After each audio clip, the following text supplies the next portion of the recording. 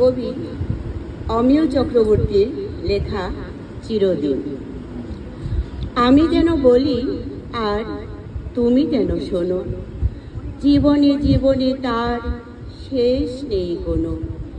দিনের কাহিনী কত, রাত চন্দ্রাবলী, মেঘ হয় আলো হয় কথা যাই বলি। ধান ফোটে ঘাস ওঠে তারা চলে রাতে, গ্রাম থেকে পাড়ি ভাঙে নদীর আঘাতে। দুঃখের আবর্তে নৌকো ডোবে ঝড়ে নামে, নূতন প্রাণের বার্তা জাগে গ্রামে গ্রামে। নীলান্ত আকাশে শেষ পাইনি কখনো, আমি যেন বলি আর তুমি যেন শোনো। তুমি যেন বলো আর আমি যেন শুনি। প্রহরে প্রহরে যায় কল্প জাল বুনি, কুমুদ কলহারে ভাসে থই থই জলে।